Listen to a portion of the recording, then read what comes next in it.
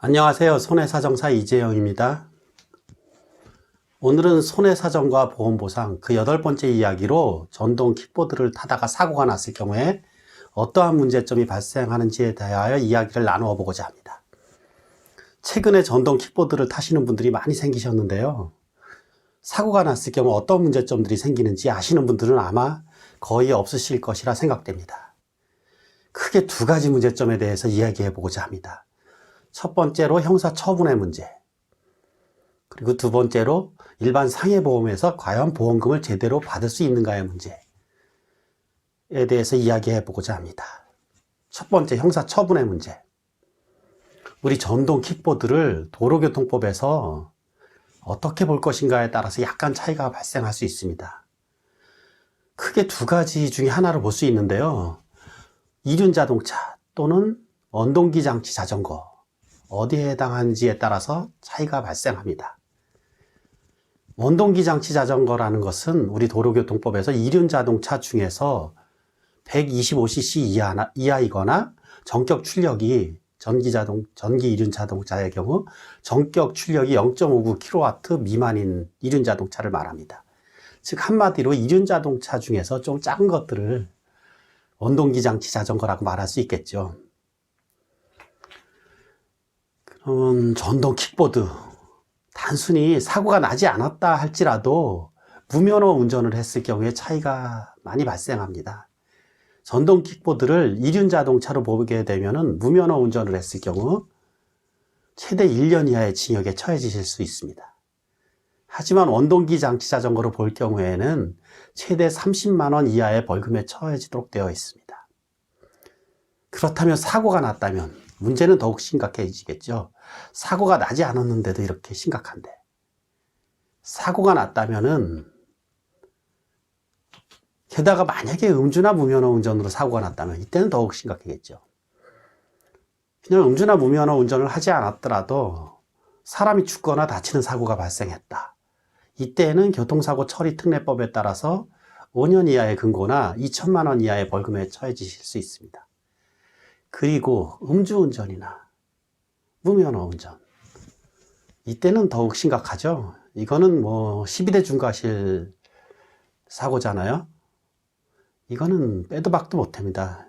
단순 교통사고의 경우에는 피해자의 명시한 의사에 반하여 처벌할 수 없지만은 12대 중과실 사고의 경우에는 피해자의 의사에 상관없이 처벌됩니다.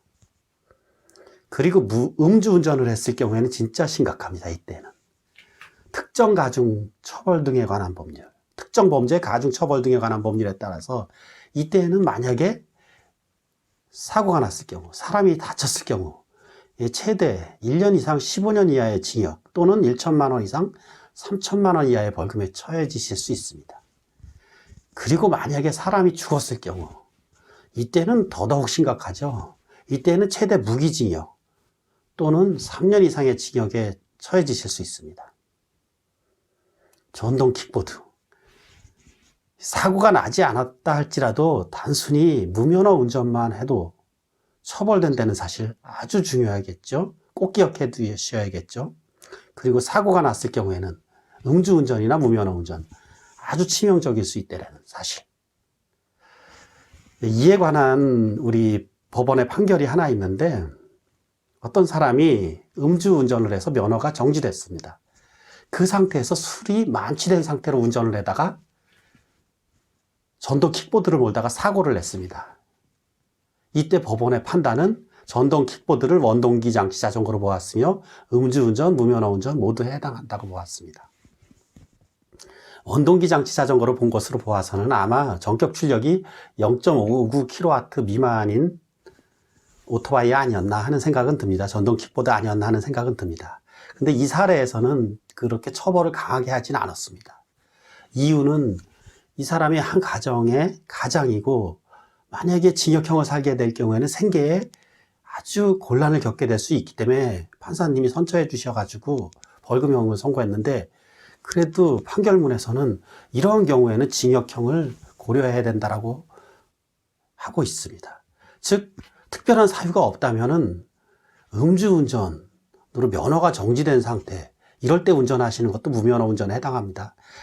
이건 징역형입니다. 특별한 사유가 없다면.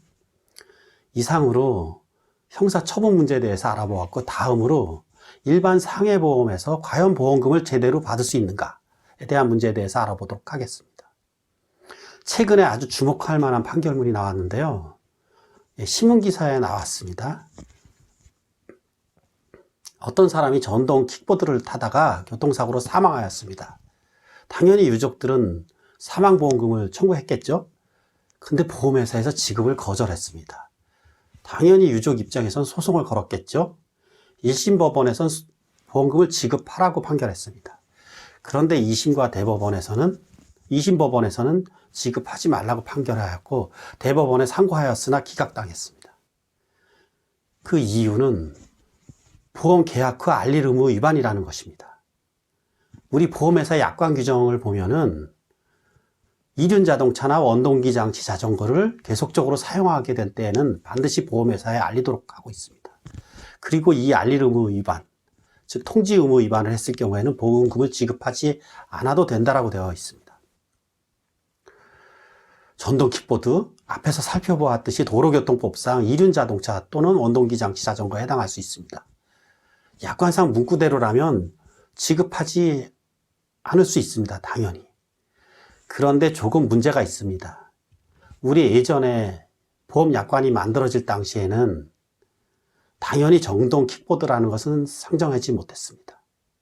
근데 보험회사에서 보험금 지급을 거절하려면은 충분히 보험 계약 전에 이런 것에 대한 설명 의무를 다 해야 합니다. 과연 그 시절에 이런 설명 의무를 다 했는지 저는 많은 의문이 듭니다. 그리고 약관의 문구가 분명히 지금 이륜자동차 또는 원동기 장치 자전거라고만 돼 있는데 전동 킥보드라는 말은 그 어디에도 나오지 않습니다. 이런 것을 일반인들이 볼 때 과연 전동 킥보드를 이륜자동차 또는 원동기 장치 자전거라고 생각하실 분들은 아마 거의 없으실 겁니다. 즉 고객 신뢰보호에 문제가 발생합니다. 이런 경우에는 그 약관의 문구가 다의적으로 즉 여러 가지 뜻으로 해석될 여지가 있을 때는 작성자에게 불리하게 고객에게 유리하게 해석해야 한다는 원칙이 있습니다. 약관 해석의 대원칙입니다. 즉 작성자 불이익 해석의 원칙이라고 하죠. 과연 이러한 원칙 등을 심도 있게 고려했는가? 저는 좀 많은 의문이 듭니다. 어쨌든 이 판결로 인하여 이 보험업계에 큰 파장이 일 것이 예상됩니다. 약관, 이 사건, 보험금 지급하지 않은 사건, 이거는 분명히 문제가 있습니다. 문제의 소지가 아주 다분히 많습니다. 약관 개정, 아주 시급하겠죠? 오늘 전동 킥보드를 타다가 사고가 났을 경우에 그 형사처분의 문제와 그 다음에 일반 상해보험에서 과연 보험금을 받을 수 있는가의 문제점에 대해서 알아보았는데요. 앞으로도 좋은 강의 많이 이어가도록 하겠습니다. 이재용 손해사정TV 많은 시청과 구독 부탁드립니다. 이재용 손해사정사였습니다. 고맙습니다.